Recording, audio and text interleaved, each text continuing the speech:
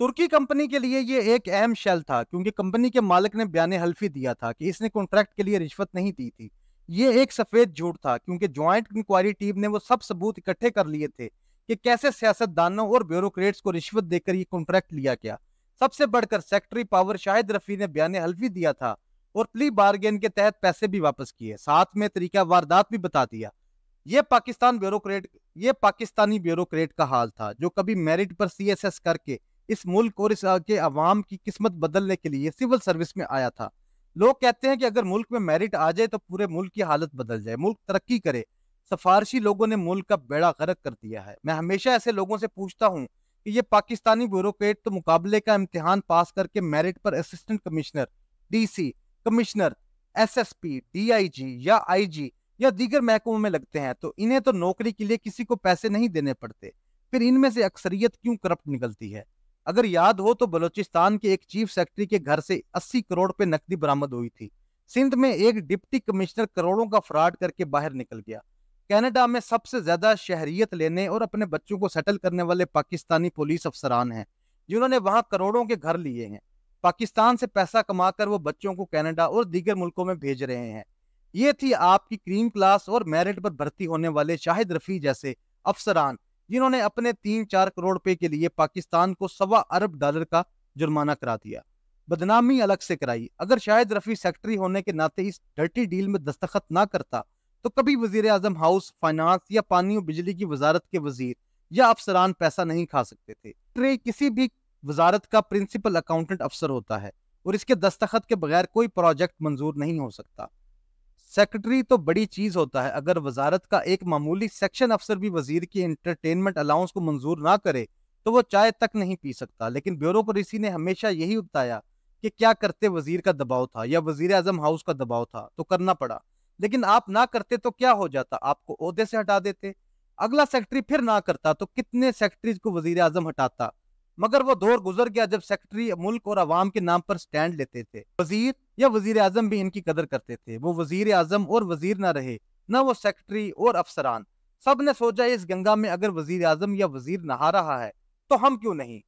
यूं जिन्होंने वजीर आजम और वजीरों को गलत कामों से रोकना था उन्होंने सोचा कि पूरे मुल्क या अवाम का ठेका हमने उठाया हुआ है। लोग नारे इन वजीर आजम और वजीरों के मारते हैं, इन्हें कंधों पर उठाते हैं, वोट डालते हैं, इनके लिए आपस में लड़ते मरते हैं, इन्हें अपना माई बाप मानते हैं। अवाम अगर लुट कर खुश है तो हम क्यों इनके मुफादात का तहफ़्फ़ुज़ करें। यूं ब्यूरोक्रेसी ने सियासतदानों को करप्शन के तरीके समझाए, खुद भी करप्ट हुए और इन हुक्मरानों को भी किया। ब्यूरोक्रेसी ने हर डील में खुद ज्यादा कमाया और सियासतदान या अपने वजीर को कम माल दिलवाया। लेकिन बदनामी ज्यादा सियासतदानों की हुई और ब्यूरोक्रेट्स ने रज की कमाई की। चंद एक ब्यूरोक्रेट अगर ईमानदार निकल आए तो इन्हें इनके साथियों ने जीने नहीं दिया। उन्होंने इन सियासतदानों के साथ मिलकर साजिशें करके इन्हें हटवाया और फिर खुलकर खुद भी खाया और इन्हें भी खिलाया। यूं जैसे पाकिस्तान की क्रीम क्लास का दर्जा दिया गया था, वो शाहिद रफी की तरह कॉन्ट्रैक्ट्स में पैसा बना रहे थे। अपने एक पाव गोश्त के लिए ब्यूरोक्रेसी के बाबुओं ने पूरा ऊंट जिबा कर दिया। डीएमजी अफसर शाहिद रफी की इसकी क्लासिक मिसाल है कि $500 मिलियन की कॉन्ट्रैक्ट में 4-5 करोड़ रुपए का हिस्सा लिया, जिसके बदले मुल्क का अरबों रुपए का नुकसान कर रहा था, बल्कि $1.25 अरब का जुर्माना तक हुआ। यह था वो मेरिट पर असिस्टेंट कमीशन लगने वाला अफसर जिसकी वजह से पाकिस्तान दुनिया भर में जलील हुआ, जुर्माने भुगते और कौम को महंगी बिजली का तोहफा मिला।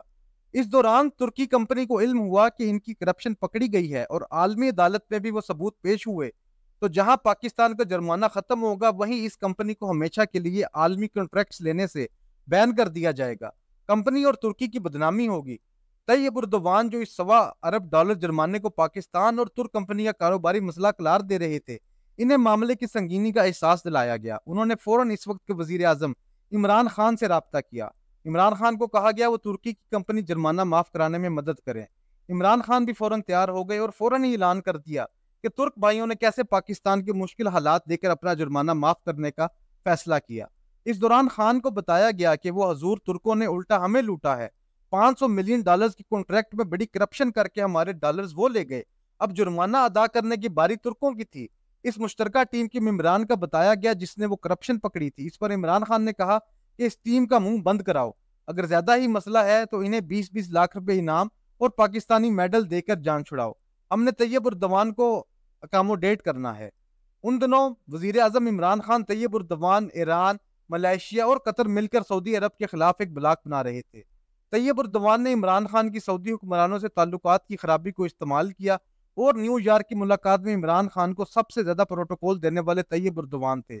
वजह वही थी कि किस तरह तुर्की की कंपनी को आलमी अदालत से बचाया जाए, वरना तुर्की और तुर्की ठेकेदारों की बड़ी बदनामी होनी थी। इमरान खान ने एक लम्हे के लिए इस बात की परवाह नहीं की। जब हम मुश्किल में थे और दुनिया भर से डॉलर मांग रहे थे, इस वक्त तुर्की की कंपनी ने पाकिस्तान पर केस करके $1.25 अरब जुर्माना करा के मुख्तलिफ मुल्कों में लोकल अदालतों में केसेस करके पाकिस्तानी असासों पर कंट्रोल करने के लिए कार्रवाई शुरू करा दी थी।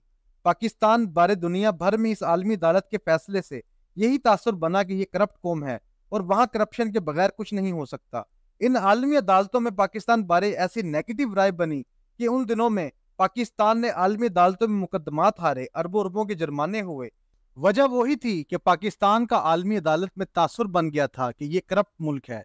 हमारे पास अच्छा मौका था कि हम आलमी अदालत में पाकिस्तान की पोजीशन क्लियर करते और तुर्क कंपनी को सजा दिलवाते, इस पर जुर्माना करवाते। उल्टा हमने खुद को एक दफा फिर तुर्क कंपनी की करप्शन के सबूतों के बावजूद इसे क्लीन और खुद को करप्ट साबित करा दिया और आपस में मुआहदा करके $1.25 अरब माफ करा लिए।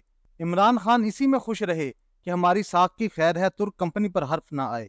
यूं $1.25 अरब बचाकर हम पाकिस्तान की इज्जत और साख का सौदा तुर्की में इस कंपनी के साथ कर आए, जो वैसे भी बच जाना था। लेकिन हमने तुर्कों की पीठ नहीं लगने दी, जिन्होंने आलमी अदालत जाकर हमारे पाकिस्तान पर हजार इल्जामात लगाकर हमारा लिबास कीचड़ से दाग दाग किया था।